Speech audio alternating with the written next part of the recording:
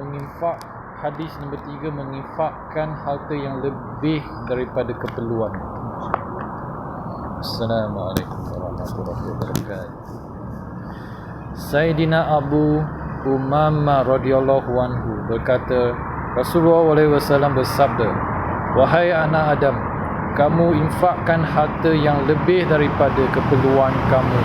Itu adalah lebih baik bagi kamu. Kamu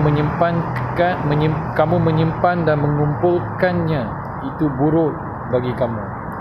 Menyimpan sekadar keperluan tidaklah dicela.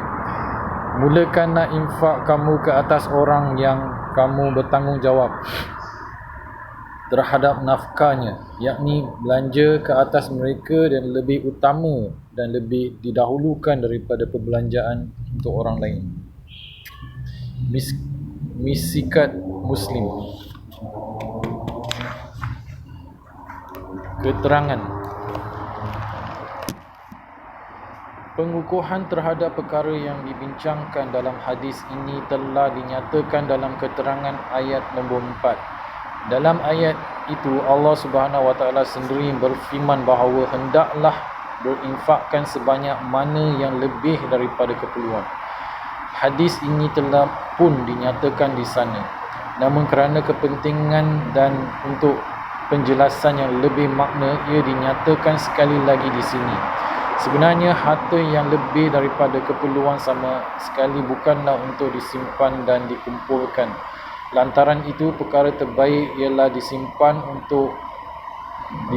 dalam bank Allah Subhanahu Wa Taala yang tidak akan berkurang dan tidak akan menghadapi apa-apa musibah.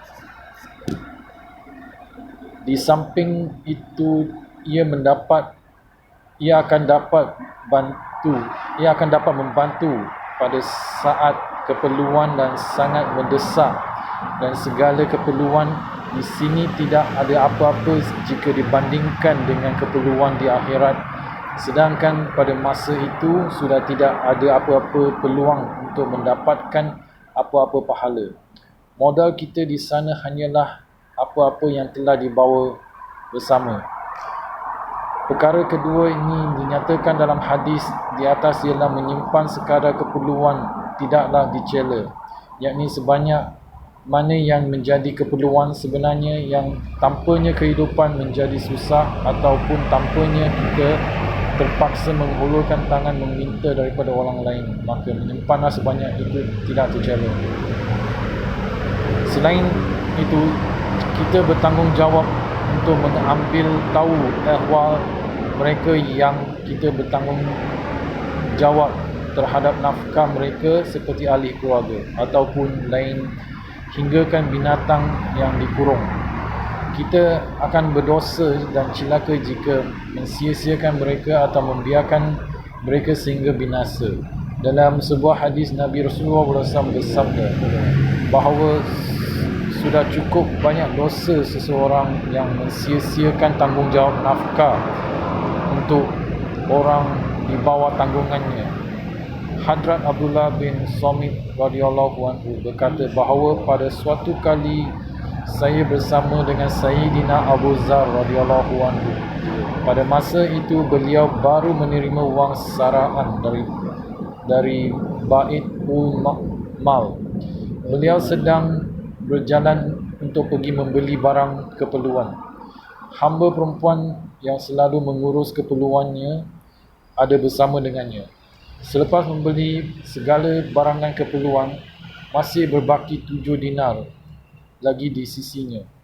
Beliau berkata kepada hambanya, pergi tukarkan dinar ini dan bawa kemari untuk dibahagi-bahagikan.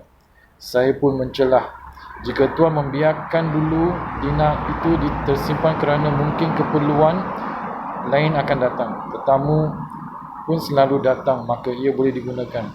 Beliau menjawab, kekasih saya Nabi Rasulullah SAW telah menempatkan bahawa emas ataupun perak yang disimpan menjadi bara api tuannya selagi ia tidak diinfakkan di jalan Allah Subhanahu Wa Taala. Begitu banyak galakan yang telah diberikan oleh Rasulullah SAW untuk menginfakkan apa-apa sahaja yang lebih daripada keperluan, sehingga sebahagian para sahabat menyangka bahawa seseorang itu langsung tidak mempunyai apa-apa hak untuk menyimpan harta yang lebih daripada keperluannya. Sayyidina Abu Sa'id Khudri radhiyallahu anhu berkata bahawa pada suatu kali kami sedang berjalan bersama Nabi Rasulullah SAW dalam satu safar. Ada seorang sahabat yang memacu unta betinanya sekali ke arah sana dan sekali ke arah sini. Melihatkan keadaan itu, baginda sallallahu alaihi wasallam bersabda, Sesiapa yang ada tanggungan yang lebih, hendaklah dia berikan kepada orang yang tidak ada tanggungan. Sesiapa yang ada bekalan yang lebih, hendaklah dia berikan kepada orang yang tidak ada bekalan. Hinggakan kami menyangka bahawa seseorang itu tidak mempunyai apa-apa hak terhadap hartanya yang lebih daripada keperluan. Sahabat itu memacu unta betinanya ke sini dan ke sana, sama ada kerana hendak membangga-banggakan atau kerana sombong. Jika sedemikian sabdaan Nabi Rasulullah SAW itu ditujukan khusus kepadanya. Sabdaan itu membawa makna bahawa barang yang lebih daripada keperluan bukanlah sesuatu yang patut dibangga-banggakan. Sebaliknya, ia adalah untuk membantu orang lain. Sebahagian ulama pula menyatakan bahawa pacuan untanya ke sana sini adalah untuk menunjukkan keadaannya yang lebih sangat memerlukan.